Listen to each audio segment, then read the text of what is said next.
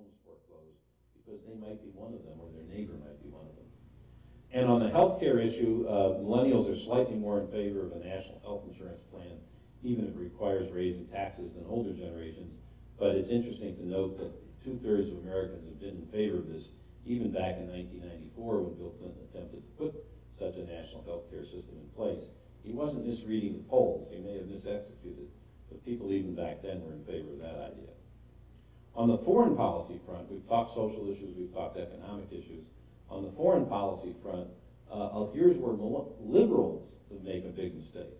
They think that because millennials are young, and because when they were young as part of an ideologically divided baby boomer generation, they were against the war, that young people, oh, these new young people look like us, they must be also anti-war. Well, they are anti-Iraqi war, but they're anti-Iraqi war for a different reason.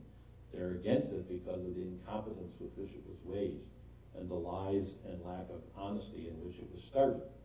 And so they're not reflexively a dovish or peace-oriented generation. In fact, security is one of their largest political concerns. Their rate of participation that has been growing in leaps and bounds and will continue to grow next month among millennials in voting occurred right after 9/11. That was the generationally defining event and colors how millennials think about the world as some place where bad guys are out to kill us and we need to do something about it.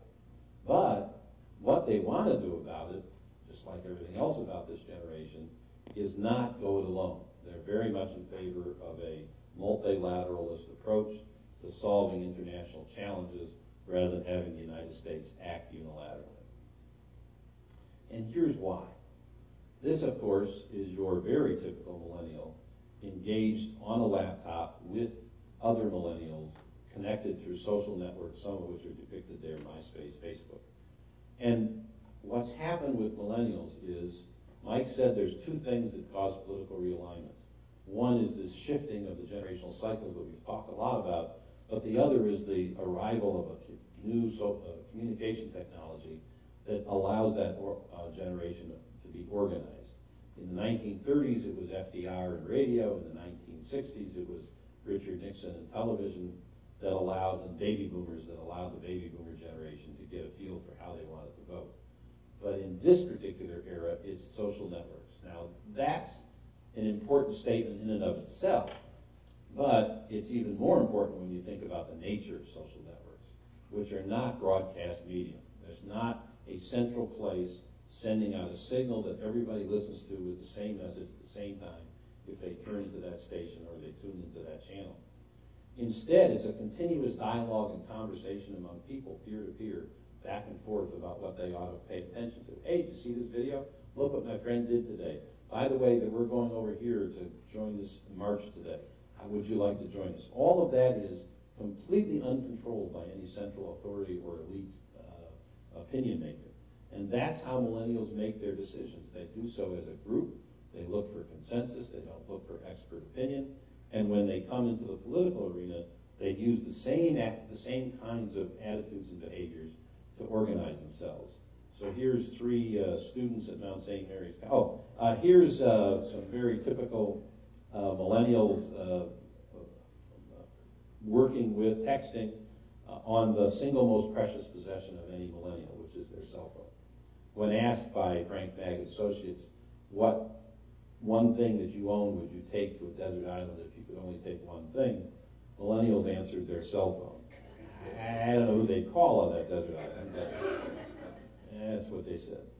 And the reason is because it allows them to stay in touch with all their friends, and the group and the friends and the group of friends is the motivating, defining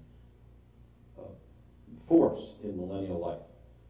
Economist magazine probably overstated the case a little bit, but it, in writing about this generation, said that millennials get up in the morning and call their friends to find out how they should feel. And that's close.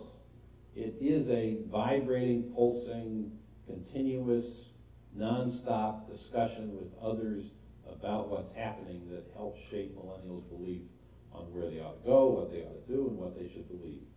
And because this generation has been raised in a way to make them feel very good about themselves, filled with self-esteem. Nice job, no matter what they do, nice job. Play sports, get a trophy. Doesn't matter if you win or not. Everything is done to build up the child's self-esteem. They end up talking to themselves and becoming even more confident about what they accomplished. So when you ask them about the election that's going to happen shortly, 39% of millennials believe that things will be better than they are now after this election, whereas the other generations are much more skeptical as to whether things will change at all, or even if they might get worse, although that's hard to figure out how they could. So that generation is about to have its impact. It's about to have its voice heard very loudly. This year there's over 40 million millennials eligible to vote in this election. It makes their voter potential as large as senior citizens. It's not all the generation, obviously, because it's 26 and under would be millennials, but it is a sizable enough and unified enough generation that its attitudes and beliefs, organized through these social network communication technologies, will in fact make the difference in this election and change America forever. Thank you very much for listening.